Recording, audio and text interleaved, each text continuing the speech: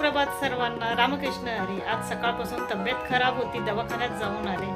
जेवण वगैरे केलं आणि दिवसभर आरामच केलाय. आज काही समजत नाही काय झालं, अचानक कंबर कशी दुखायला लागली ते.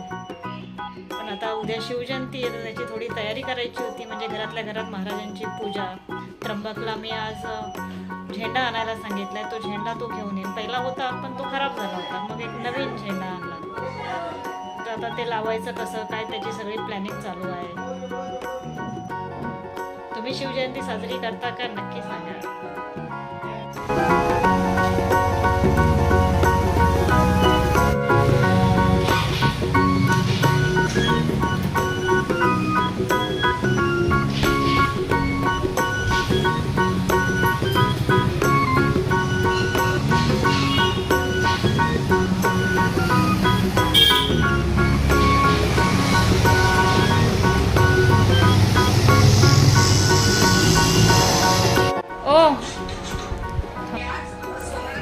अहो चला, एका प्रश्नाचं उत्तर द्या.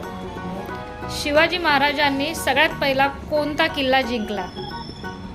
उद्या शिवजयंती आहे, मग बघूया तुमचं जनरल नॉलेज काय. Very good. चला बाबा, आपल्या घरात आपल्याला आपल्या घरातल्यांची सगळी माहिती असायला हवी. आहे तुमच्याकडे?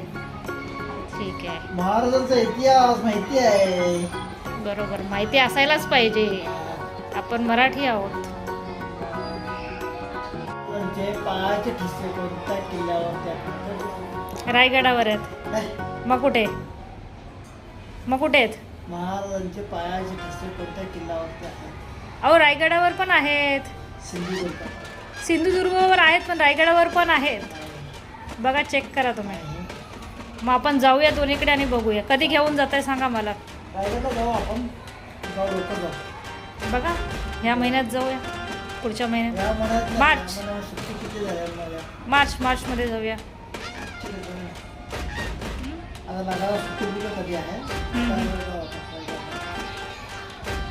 ठीक आहे.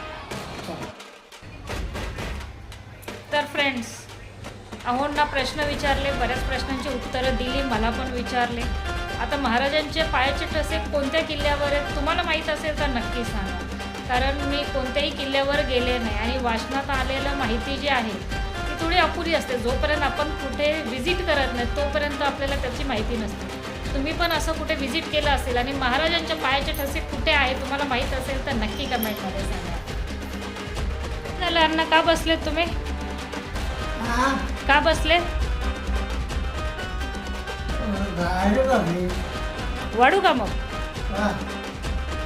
एवढा मोठा पाईप? हा, झेंड्यासाठी एवढा मोठा पाईप दिला त्यांनी?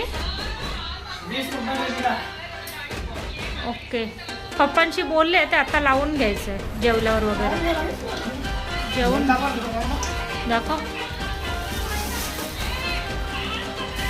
उघडून दाखव ना झेंडा. बराच मोठा आणलाय रे. हो, सरळ कर, सरळ. छान आहे. फक्त तो व्यवस्थित राहायला पाहिजे. बघ, व्यवस्थित राहत असेल तर. हां, महाराजांचा कुठे अपमान नाही झाला पाहिजे, झेंडा खाली पडला नाही पाहिजे. असा काय बघतोय?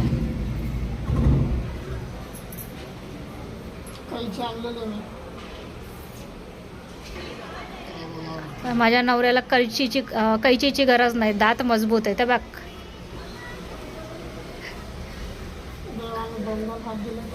हा, हात नाही, दात मजबूत दात आहे. दगड फोडायला सांग, ते पण फोडते.